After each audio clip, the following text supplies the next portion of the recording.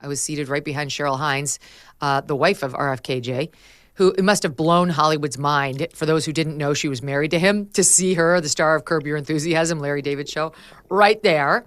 And I was totally struck by the amount of enthusiasm in the crowd for him. He's a rock star. That's like, as much as the people love Pete, they were military guys. They follow the rules. You know, they were told not to clap and not to make sound, and they didn't.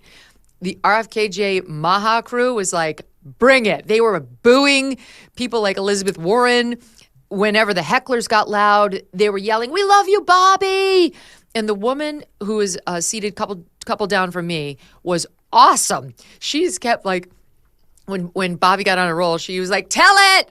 I'm like, this is so much better with her here. So it was kind of fun. It was kind of fun. Probably not for Bobby Kennedy, but it was fun for people like me too, just to see once again, these Democrats have nothing. They just want to inflame, throw arrows. All of it was about conspiracy theorist and anti-vaccine freak. That's really where they went with it. What were your thoughts? Well, this is the advantage of having a guy who was a Democrat for his whole life be your nominee, is that his supporters were Democrats for their whole lives, and Democrats are a little bit unruly. And so in this case, that actually redounded to our benefit because they were applauding. I feel really good about Sheldon Whitehouse, and I could be proven wrong on this, but they say that jazz is not the notes that they play, but it's the notes that they don't play. And that's how I felt about Sheldon Whitehouse's line of questioning, so-called, today. What was the one thing he didn't say? He didn't ask RFK a single question. So on the one hand, he was really playing up how people are concerned, Mr. Kennedy, and people are afraid of some things you've said. But then Sheldon Whitehouse filibustered himself. Why? Because he didn't want to make RFK answer any questions. He didn't want to put him in a bad spot. I think Senator Whitehouse was sending a clear message today to the Democrats and to some of the fence-sitting Republicans that he would be a pro-Kennedy vote if it comes down to it. The rest of the crew, I thought, didn't really land much of a punch.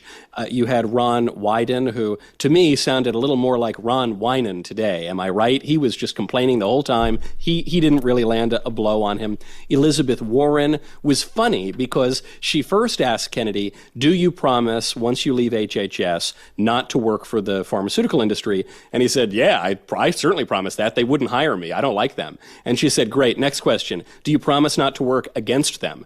And Kennedy basically laughed. He said, hold on, wait, I can't work for them or against them? Can I do anything after I leave HHS? So I don't think that really landed at all. The silliest moment was Tina Smith, a Democrat that I didn't even really know about in the Senate. I think we have this. Is this the SSRI thing?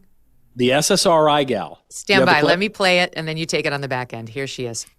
So do you believe, as you've said, that antidepressants cause school shootings? This should be a simple question. I don't think anybody can answer that question, and I didn't answer that question. I said it should be studied. I said it should be studied along with other potential culprits like they may cause social media. But I don't know. I would never make, because there's no science on that, well, Senator. There is, Senator. There is, Mr. Kennedy. Thank you for the promotion. The science shows that there is no link between school shootings and antidepressants. And in fact, most school shooters were not even treated with antidepressants. And of those that were, there was no evidence of association. I don't think you can say that, Senator, because of HIPAA rules, nobody knows. The science shows that there's no link between antidepressants and school shooting.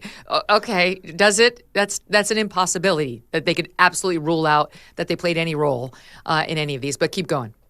I loved Kennedy's answer, which is, well, what are you talking about? There are HIPAA rules. We can't actually go into the medical files of a lot of these shooters. And there has been an association shown with a number of these school shootings. So this woman went on, and she went on to talk about her own experience with SSRIs. And I thought it really undermined her argument because she was not particularly articulate. She was interrupting him. I thought she sounded downright unhinged. And if her argument was, listen, I've been on powerful psych drugs for a lot of my life, and see, I'm proof that they're all great and there's no question question about them. Not the best argument, Senator. So I felt hers really fell flat. No one really landed a blow. The funniest part was at the end when the senators were all itching to get out of the hearing to go vote on a separate matter. And that one senator asked like 5 questions in a row and then said, okay, I got to go. I don't even want to stick around to hear the answer. I thought Kennedy was going to have a lot more trouble when he was first announced as the pick for HHS. But as we said last time on the show, Megyn, Pete Hegseth was obviously the canary in the coal mine. He was one of the controversial nominees. The controversial nominees are Hegseth, Tulsi, Kash Patel, and Bobby Kennedy. They scheduled Pete Hegseth first, then they had a bunch of boring nominees that we all knew would get through, like Marco Rubio, and then they had the rest of the controversial ones scheduled for later. Hegseth sailed through. It was a little tricky, but there was never any real doubt that he was going to make it through. And so I think it's a lot easier for all the other controversial nominees, including Kennedy. If I were Bobby Kennedy, I'd be feeling very good this afternoon. I would too, but I do have my eye over on Senator Cassidy on the Republican side, who is a question mark. He's a doctor. To hear him question RFKJ, you might think he was a Democrat. He seemed to be laying traps for him. It was all like, what is your plan to do this within Medicare? What is your plan to do that within Medicaid? Explain the difference between this obscure program every layperson has never heard of and this other. And so it seemed to be like a little knowledge test for him. Meanwhile, it's like, that is not why Trump nominated him. Obviously, he will have the help of career bureaucrats over at HHS who can get him up to speed on all these things. He'll learn. But it almost seemed like he was trying to embarrass him or maybe create the case for Republicans that Bobby's not qualified for this job. That was my feeling. I don't know, but we need Cassidy to be a yes, or he needs to be hearing from Elon Musk's super PAC. You've already got Scott Pressler, who got all those Republicans registered in Pennsylvania, saying, I will personally make sure Kennedy suffers electorally, or anybody on the Republican side who doesn't vote for him. And these people mean business. Don Jr.'s got a whole wrangling group of money people who know how to scare these Republican senators. They're not trying to scare the Dems. They're trying to scare the Republicans who are trying to stop Trump from getting his nominees. So if I were Cassidy, I would be careful. This was Kennedy's one mistake during the series of traps and gotcha questions, is he was asked, do you know how many kids are born on Medicaid in the country? And it's one of these, what's the capital of Uzbekistan kind of questions. And Kennedy didn't know the answer. He said, I don't know what the answer is. And he made the mistake that people sometimes make when they're in a negotiation.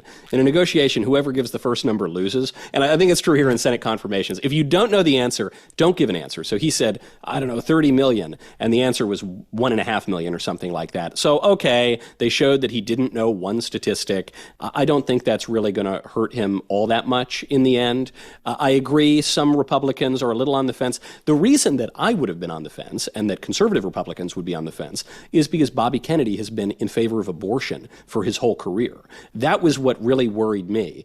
And I know a lot of pro-lifers as well. And Kennedy was clear as day here. Kennedy said, I believe that every abortion is a tragedy, and I support President Trump's agenda. To me, it was a little strange that these Democrats kept hammering Kennedy on... I know. They said, are you just here to enact Trump's agenda? And Kennedy was nuanced about his answer. But of course, the correct answer is yes. I didn't win the election for president. And the other thing was, a Republican senator asked him, Michael, are you, if we have another pandemic type thing, are you going to go over and, interfere at the CDC and the NIH and with these doctors who are coming up with, meanwhile, I was like, I certainly hope he's going to. Yes, I hope his answer is yes. That's why we want him there, to make sure we don't have another drunk on his own wine, Dr. Fauci, sending out edicts. Now, if all goes well, we're not going to have that because we're going to have normal heads of these agencies. But I mean, he did say, no, I won't interfere. But they're not getting it. They're not understanding.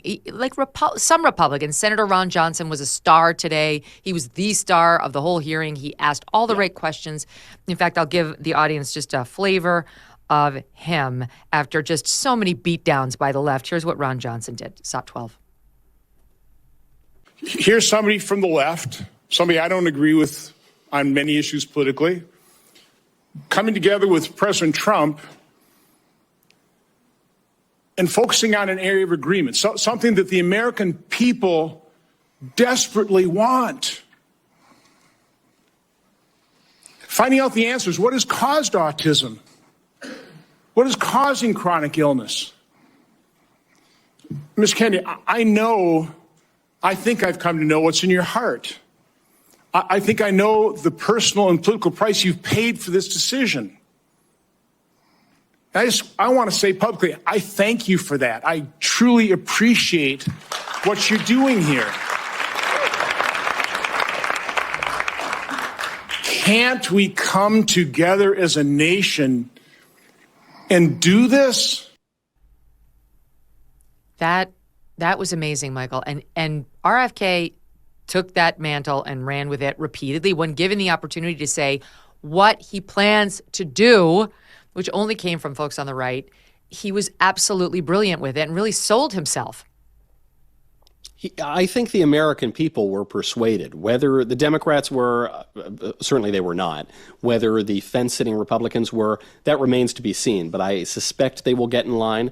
But the way some of these senators were speaking about vaccines, about government organizations, about mandates, I thought, have you not been around the last 5 years? Did you not pay attention to what happened in the election? You know, we remember COVID. We remember when Bobby Kennedy was right about the COVID vaccine, and all you people and Dr. Fauci and the CDC, all of you just lied to us. In some cases, you knew that what you were saying was not true or was not based on reliable science, and you just said it anyway. So, sorry, excuse me if I'm willing to favor the views of the supposed conspiracy theorist Bobby Kennedy over the supposed geniuses like Dr. Fauci, because, as Kennedy made clear in this hearing, he was called a conspiracy theorist recently for his views on COVID. He was proven 100% right. So my thought to these squishy Republicans is, vote against Bobby Kennedy if you want, but you're going to have to answer to the American people whose views on this matter are perfectly clear.